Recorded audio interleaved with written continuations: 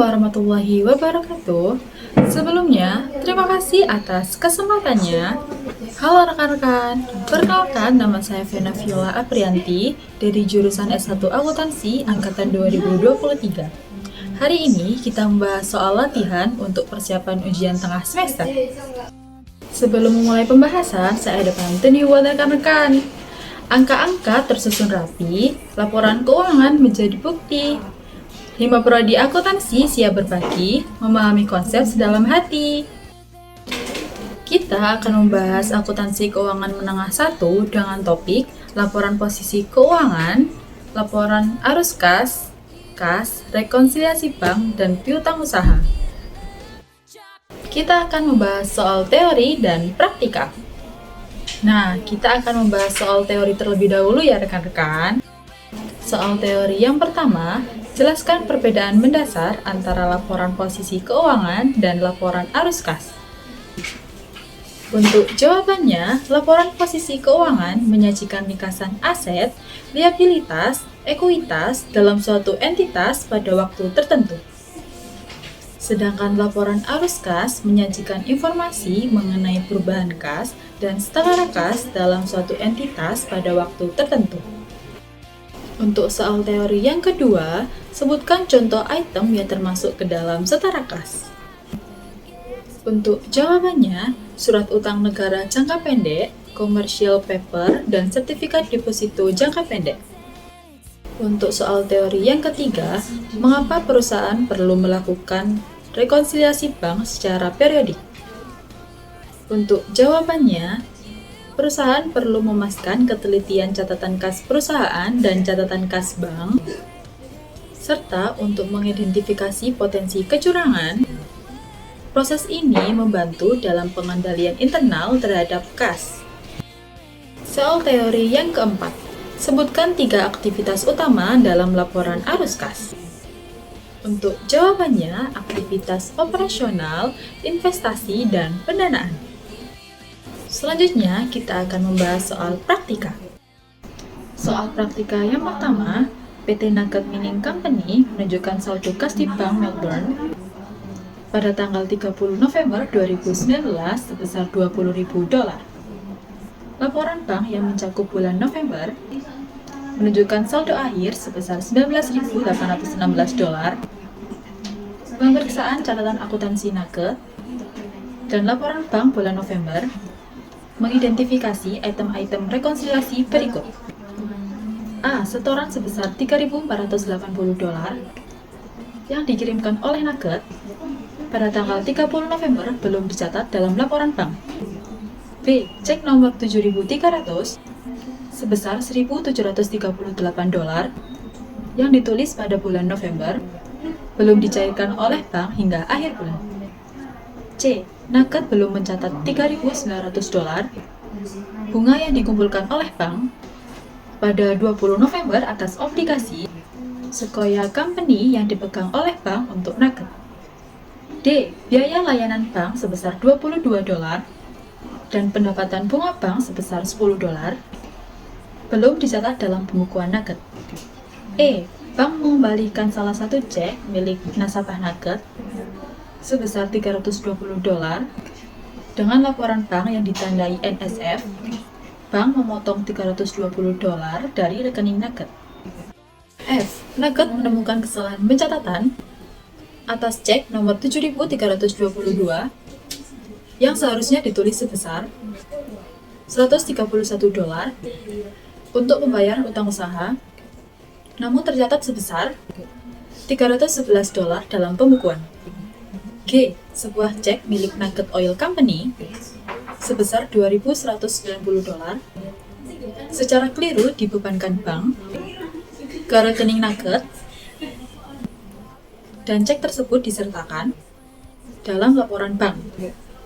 Pertanyaannya, buatlah rekonsiliasi bank dan entry jurnal yang diperlukan.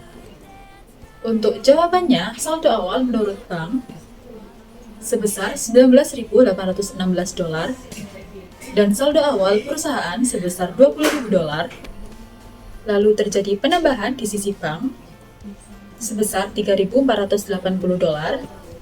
karena setoran 30 November belum dicatat dalam laporan bank. Selanjutnya terjadi pengurangan di sisi bank sebesar $1.738 karena cek nomor 7.300 pada bulan November belum dicairkan oleh bank sampai akhir bulan. Lalu penambahan di sisi perusahaan atas pendapatan bunga obligasi Sequoia Company. Lalu terjadi pengurangan di sisi perusahaan sebesar $22 atas biaya layanan bank, serta terjadi penambahan di sisi perusahaan sebesar $10 atas pendapatan bunga bank yang belum dicatat dalam pembukuan perusahaan. Lalu terjadi pengurangan di sisi perusahaan sebesar $320 karena salah satu cek milik nasabah nugget dinyatakan NSF karena saldo tidak mencukupi. Lalu terdapat penambahan di sisi perusahaan sebesar $180 karena kesalahan pencatatan cek nomor 7.322 yang dimana seharusnya tertulis $131 untuk pembayaran utang usaha, namun tercatat sebesar $311. Selanjutnya terjadi penambahan di sisi bank sebesar $2.190 karena cek Nugget Oil Company secara keliru dibebankan bank ke rekening Nugget. Selanjutnya untuk penjurnalan. Yang pertama, jurnal penambahan perusahaan. Di sisi debit, kas sebesar $4.090. Di sisi kredit, pendapatan bunga obligasi sebesar $3.900. Lalu pendapatan bunga bank sebesar $10. Lalu utang cek nomor 7.322 sebesar $180. Selanjutnya, jurnal pengurangan perusahaan. Di sisi debit, biaya layanan bank sebesar $22. Lalu piutang cek NSF sebesar $320. Di sisi kredit, terdapat kas sebesar $342. Soal praktika yang kedua, berikut ini laporan perbandingan laporan posisi keuangan per 31 Desember 2018 dan 2019. Di tahun 2019 terdapat kas sebesar 8 juta, piutang usaha 14 juta, perlengkapan 2 juta, persediaan 8 juta, tanah 40 juta, bangunan 40 juta, akumulasi depresiasi bangunan minus 4 juta, utang usaha 30 juta, pinjaman bank 20 juta, modal saham 38 juta, laba ditahan 20 juta. Selanjutnya, data di tahun 2018, kas sebesar 6 juta, piutang usaha 16 juta, perlengkapan 3 juta, persediaan 10 juta, tanah 30 juta, bangunan 40 juta, akumulasi depresi bangunan minus 3.600.000, utang usaha 31.400.000, pinjaman bank 22 juta, modal saham 38 juta, laba ditahan 10 juta. Informasi tambahan, laba bersih 2019 10 juta. Pertanyaannya, buatlah laporan arus kas di tahun 2019. Untuk jawabannya, pertama, aktivitas operasional. Laba bersih 2019 10 juta. Lalu, untuk penyesuaian rekonsiliasi, laba bersih ke arus kas bersih dari aktivitas operasi, kenaikan depresiasi sebesar 400.000, penurunan piutang usaha 2 juta, penurunan perlengkapan 1 juta, penurunan persediaan 2 juta, penurunan utang usaha minus 1.400.000, total arus kas bersih dari aktivitas operasional sebesar 14 juta. Selanjutnya, aktivitas investasi. Pembelian tanah minus 10 juta, total arus kas bersih dari aktivitas investasi sebesar minus 10 juta.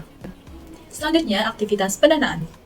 Penurunan pinjaman bank minus 2 juta, total arus kas bersih dari aktivitas pendanaan sebesar minus 2 juta. Kenaikan atau penurunan bersih kas didapat dari arus kas bersih dari aktivitas operasional ditambah arus kas bersih aktivitas investasi, ditambah arus kas bersih aktivitas pendanaan. Maka totalnya sebesar 2 juta.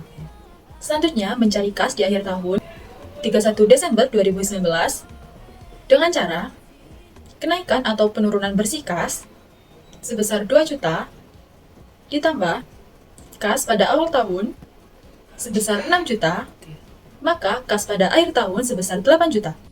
Soal praktika ketiga, Unilever Corporation melaporkan informasi keuangan berikut sebelum penyesuaian.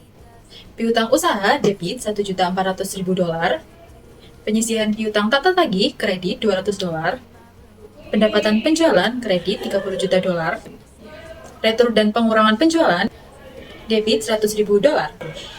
Pertanyaannya, buatlah ayat jurnal untuk mencatat beban piutang tak tertagih dengan asumsi Unilever Corporation memperkirakan piutang tak tertagih sebesar A. 6% dari penjualan, B. 6% dari piutang usaha, C. 6% dari piutang usaha namun penyisihan piutang mempunyai saldo debit sebesar $200.